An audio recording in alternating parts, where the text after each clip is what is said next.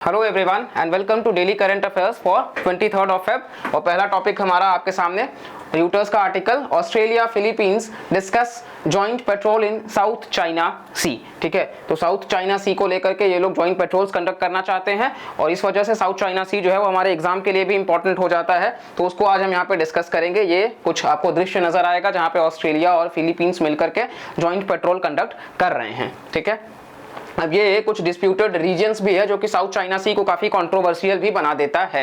आपको यहाँ पे चाइना नजर आ ही रहा होगा और ये ओवरऑल जो है वो कुछ आइलैंड्स है जो काफी इंपॉर्टेंट है, एग्जाम के लिए भी पूछा जा सकता है आपसे। तो ये आप ध्यान से देखते रहना कि स्प्रैटली आइलैंड्स जो है वो ये 9-9 का भी रीजन इसको बोला जाता है क्योंकि इस तरीके से कुछ ये 9 डैश भी बना होता है टंग के शेप में। ठीक है, तो ये 9-9 का भी इसको कहा जाता है रीजन। यहाँ पे पारासेल आइलैंड्स है, ठीक है, और स्प्रैटली आइलैंड्स है, स्कार्बोर ऑफ शोल है।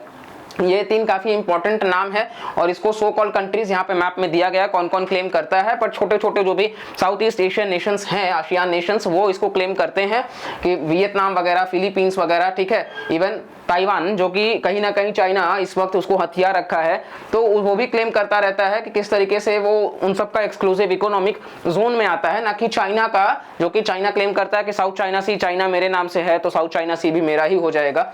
तो ओवरऑल ये उसका प्रोपागेंडा कुछ अलग ही है।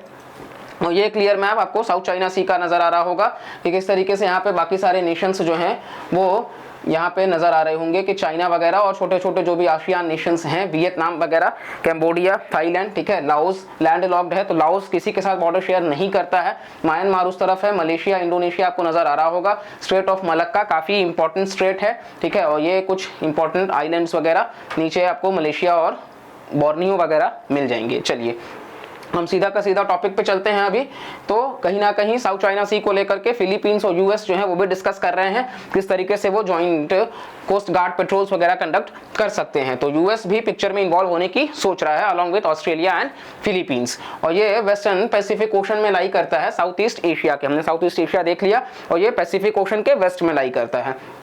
चाइना के साउथ में है, वियतनाम वगैरह भी है, फिलीपींस भी है और बोर्नियो भी है, वो भी हमने मैप में देख लिया है। तो ये कुछ कंट्रीज के नाम है, अपने हिसाब से आप पढ़ सकते हो।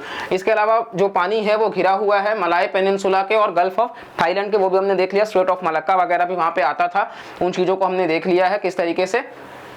ये ईस्ट चाइना सी के साथ में जुड़ा हुआ है ताइवान स्ट्रेट से, ठीक है, फिलीपाइन सी के साथ में जुड़ा हुआ है ल्यूजॉन स्ट्रेट से, और साथ साथ में सुलू सी के साथ में जुड़ा हुआ है पलावन स्ट्रेट से। और स्ट्रेट ऑफ मलक्का तो हमने देख ही लिया, सिंगापुर स्ट्रेट, जावा सी, ये सारा का सारा जो है वो इंपॉर्टेंट स्ट्रेट्स भी होता है इस लोकेशन में। और इसके अलावा आप देखोगे तो दो मेजर आर्कीपेलागोस वगैरह भी है, पारासेल आइलैंड्स जिसको कंट्रोल चाइना ही करता है, और स्प्रैटली आइलैंड्स। ठीक है, तो ये पहला टॉपिक हमारा है। दूसरा हम बात कर लेते हैं शिंकुला टनल। तो कैबिनेट ने अप्रूव कर दिया है कंस्ट्रक्शन वगैरह इसका लद्दाख में, और इसको लेकर के 7 नए आईटीबीपी के बटालियंस, ये अनुराग ठाकुर हमारे मिनिस्टर, और इकोनॉमिक टाइम्स का आर्टिकल। शिंकुला टनल क्या है?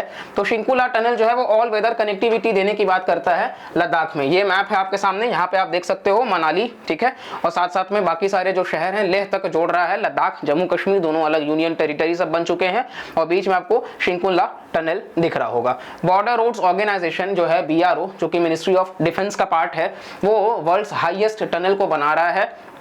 और ये कहीं ना कहीं शिंकुला टनल प्रोजेक्ट योजक का पार्ट है, काफी इंपॉर्टेंट है। बना कौन रहा है? बॉर्डर रोड्स ऑर्गेनाइजेशन, किस प्रोजेक्ट के तहत? योजक।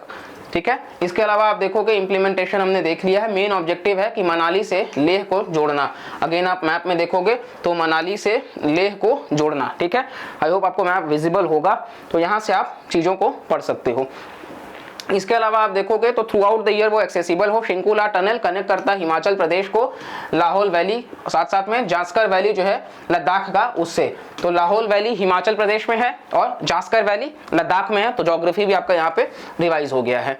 मेजर एडवांटेज क्या होगा कि कहीं ना कहीं इस रोड से ऑल वेदर कनेक्टिविटी जो है वो मिल जाएगा, तो ये सिविलियन पर्पस के लिए भी और डिफेंस के लिए भी काफी इंपॉर्टेंट हो जाता है विंटर मंथ्स में भी। ठीक है, next article times of India का, देब्रीगढ़ टाइगर रिजर्व की बात यहाँ पे करी जा रही है। तो देब्रीगढ़ टाइगर रिजर्व जो है वो ओडिशा में लाई करता है, और इसको डिक्लेयर किया गया है tiger reserve by NTCA, national tiger conservation authority.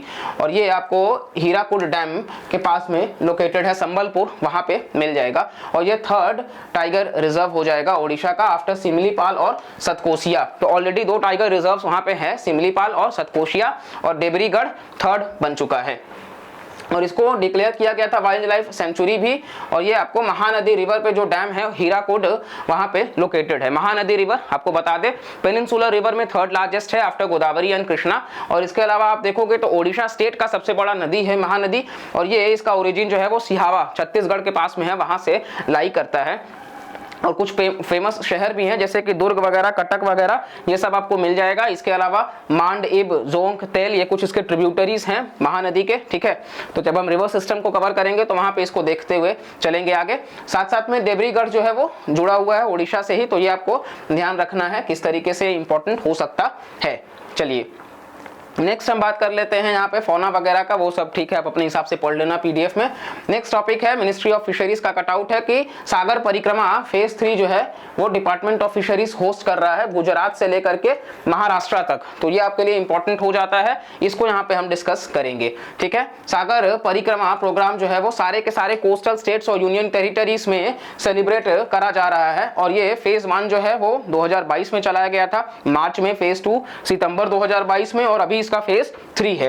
Bharat की बात कर लेते हैं तो ये थर्ड लार्जेस्ट फिश प्रोड्यूसिंग है और सेकंड लार्जेस्ट एक्वाकल्चर नेशन है दुनिया में आफ्टर चाइना। तो फिश प्रोड्यूसिंग में थर्ड है और एक्वाकल्चर में सेकंड है चाइना के बाद में। भारत फोर्थ लार्जेस्ट एक्सपोर्टर भी है फिश का वर्ल्ड में, और एक्सपोर्ट्स जो है वो 7.7% है फिश प्रोडक्शन का भारत का। तो प्रोडक्शन में हम थर्ड आते हैं और एक्सपोर्ट में हम फोर्थ आते हैं, ठीक है, एक्वाकल्चर में सेकंड। फिशरीज सेक्टर को सनराइज सेक्टर में भी कैटेगराइज किया गया है। सनराइज सेक्टर मतलब कि आने वाले टाइम में पोटेंशियल बहुत ज्यादा है, तो इस वजह से फिशरीज सेक्टर को सनराइज सेक्टर में भी रखा गया है। और सेक्टर जो है वो लाइवलीहुड सपोर्ट देने की बात करता है 280 लाख लोगों को प्राइमरी लेवल पे, यानी कि जो भी हम इकोनॉमी जब पढ़ते हैं प्राइमरी, सेकेंडरी, टर्शियरी, तो जो प्राइमरी लेवल है वहां पे इतने लोगों को ये अपने वैल्यू चेन में ऐड करने की बात करते हैं। कुछ इनिशिएटिव्स भी हैं जो फिशरीज सेक्टर को प्रमोट कर रहे हैं, जैसे कि ब्लू रिवॉल्यूशन वगैरह, जिसका फोकस ही है फिशरीज प्रोडक्शन वगैरह को लेकर के एक्वाकल्चर के प्रोडक्टिविटी में। फिर इसके अलावा आप देखोगे तो एक फंड भी बनाया गया था 2015 में। इसके अलावा आप देखोगे तो प्रधानमंत्री मत्स्य संपदा योजना भी है, वर्ष 2020 में लाया गया था इसको, और ये सेंट्रल स्पॉन्सर्ड है। बेसिकली यहाँ पे 55 लाख युवाओं को इस स्कीम के तहत मतलब लाभ देने की बात करी गई है कि किस तरीके से हम और ज्यादा जो है वो रूरल इकोनॉमी को बूस्ट कर सकते हैं। नेक्स्ट किसान क्रेडिट कार्ड्स भी अवेलेबल कराया गया है फिशरमैन वगैरह के लिए। तो ये सारा का सारा बेसिकली फिशरमैन के लिए ही बेनिफिट्स चालू किया जा रहा है कि किस तरीके से उनके स्टेक्स को और बेटर किया जा सकता है एज आत्मनिर्भर भारत। और फूड सिक्योरिटी से भी हम इस तरीके से लड़ सकते हैं और मराइन इकोसिस्टम को भी हम प्रोटेक्ट कर सकते हैं। नेक्स्ट टॉपिक हमारा जो है वो ऑस्ट्रेलिया होस्ट करने वाला है मालाबार एक्सरसाइज पहली बार इस अगस्त में, तो इस वजह से ये इंपॉर्टेंट हो जाता है। मालाबार एक्सरसाइज जो है वो 1992 से चालू करा गया था, ठीक है। उस वक्त जापान, यूएस और इंडिया जो है वो सदस्य थे, बाद में ऑस्ट्रेलिया को भी जोड़ा गया है सॉरी, और ऑस्ट्रेलिया जो है वो चौथा सदस्य बन चुका है। चारों क्वाड के नेशंस भी हैं, और ये पहला नेवल एक्सरसाइज ऑस्ट्रेलिया के पर्थ में होने की बात करी जा रही है, बट अभी ऑफिशियल सोर्सेज से कहीं कुछ पता नहीं चला है, लेकिन कहीं ना कहीं ये पहली बार ऑस्ट्रेलिया में कंडक्ट होगा, ये इस बात का गारंटी है। और ओवरऑल आपको बता दें कि इंडिया ऑस्ट्रेलिया के जो प्राइम मिनिस्टर हैं एंथोनी साहब, वो भी भारत के दौरे पे आने वाले हैं मार्च में। तो जो भी इंपॉर्टेंट की टेक अवेज होगा वो हम आपको वर्ल्ड अफेयर्स के वीडियो से अपडेट करते रहेंगे। तो बस चैनल से जुड़े रहिए, और वीडियो पसंद आए तो लाइक करिए, और कहीं ना कहीं ज्यादा से ज्यादा लोगों तक बस इस फ्री ऑफ कॉस्ट इनिशिएटिव को शेयर करते रहिए। अब नेक्स्ट हमारे सामने जो आर्टिकल है वो amid Joshimath crisis Uttarakhand starts preparations for चार धाम यात्रा। तो अभी आपने देखा होगा जोशीमठ क्राइसिस, बहुत ज्यादा घरों के दीवारों में सबके इस तरीके से कुछ दरारें पड़ने लग गई थी, लोग घर छोड़ करके भागने लग गए थे, और इसका कारण बताया जा रहा था कि चार धाम यात्रा का जो कंस्ट्रक्शन है, क्योंकि उत्तराखंड आप देखोगे तो जोन 5 में लाई करता है अर्थक्वेक वाले रीजन में, तो इस वजह से कहीं ना कहीं वहां पे इकोलॉजिकली, क्योंकि वो फ्रजाइल एरिया का पार्ट है, तो वहां पे रिस्टोर करना चीजों को थोड़ा मुश्किल है।